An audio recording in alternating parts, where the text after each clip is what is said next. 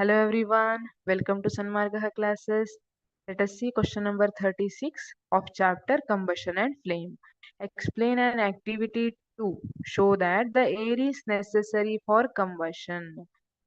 Combustion reaction ಗೆ air is necessary ಅನ್ನೋದನ್ನ ತೋರಿಸಲಿಕ್ಕೆ ಆಕ್ಟಿವಿಟಿಯನ್ನ ತೋರಿಸಲಿಕ್ಕೆ ಹೇಳಿದ್ದಾರೆ, ಎಕ್ಸ್ಪ್ಲೇನ್ ಮಾಡಲಿಕ್ಕೆ ಹೇಳಿದ್ದಾರೆ.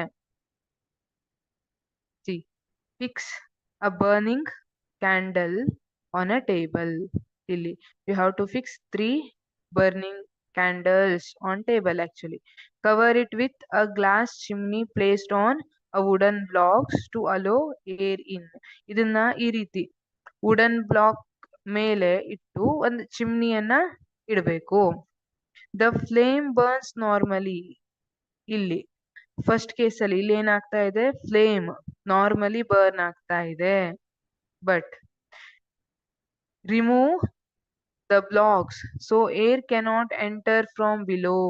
The flame flickers and smokes. ಇಲ್ಲಿ ಸೆಕೆಂಡ್ ಕೇಸಲ್ಲಿ ಏನಾಗಿದೆ, ಈ ಬ್ಲಾಕ್ ಅನ್ನ ತೆಗೆದ್ಬಿಟ್ಟಿದೀವಿ. ಫಸ್ಟ್ ಕೇಸಲ್ಲಿ ಇಲ್ಲಿಂದ ಏರ್ ಬರ್ತಾ ಇತ್ತು, ಸೊ ಸರಿಯಾಗಿ ಬೆಂಕಿ ಉರಿತಾ ಇತ್ತು. But in second case we have remove this wooden block. ಅದಕ್ಕೆ ಏನಾಗ್ತಾ ಇದೆ, ಈ ತರ ಸ್ಮೋಕ್ ಬರ್ತಾ ಇದೆ, ಇದು ಫ್ಲೇಮ್ ಫ್ಲಿಕರಿಂಗ್ ಆಗ್ತಾ ಇದೆ.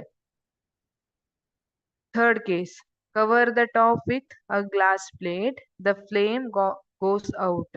ಇಲ್ಲೇನಾಗುತ್ತೆ, ಗ್ಲಾಸ್ ಪ್ಲೇಟ್ ಅನ್ನ ಮುಚ್ಚಿಬಿಟ್ಟಿರೆ ಕೆಳಗಿಂದನೂ ಏರ್ ಬರ್ತಾ ಇಲ್ಲ, ಮೇಲಿಂದನೂ ಏರ್ ಸಪ್ಲೈ ಇಲ್ಲ. There will be no air supply for this candle ಅಲ್ವಾ. ಹಾಗಾಗಿ ಏನಾಯ್ತು, the flame goes out. What is the conclusion? This shows that air or oxygen is essential for combustion. Combustion ಆಗಬೇಕು ಅಂದ್ರೆ ಅಲ್ಲಿ ಆಕ್ಸಿಜನ್ ಈಸ್ ನೆಸೆಸರಿ. ಯಾಕೆ, ಇಲ್ಲಿ ನೋಡಿ, first ಕೇಸಲ್ಲಿ ಬೆಂಕಿ ಉರಿತಾನೆ ಇದೆ ಅಲ್ವಾ. ಯಾಕೆ, ಏರ್ ಮೇಲ್ಗಡೆಯಿಂದನೂ ಎಂಟ್ರಿ ಕೊಡ್ತಾ ಇದೆ, ಕೆಳಗಡೆಯಿಂದ.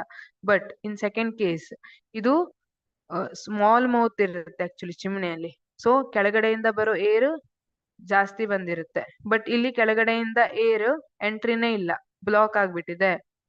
ಹಾಗಾಗಿ ಇಲ್ಲೇನಾಗುತ್ತೆ, the flame flickers and smokes. But ನಾವು ಥರ್ಡ್ ಕೇಸಲ್ಲಿ ಇದನ್ನ ಗ್ಲಾಸ್ ಇಂದ ಮುಚ್ಚಿಬಿಟ್ಟಾಗ ಏನಾಯ್ತು, ಇಲ್ಲಿ ಕೆಳಗಿಂದನೂ ಏರ್ ಬರ್ಲಿಕ್ಕೆ ಜಾಗ ಇಲ್ಲ, ಮೇಲಿಂದನೂ ಏರ್ ಬರ್ಲಿಕ್ಕೆ ಜಾಗ ಇಲ್ಲ. So the flame goes out, ಬೆಂಕಿ ಆರೋಗುತ್ತೆ.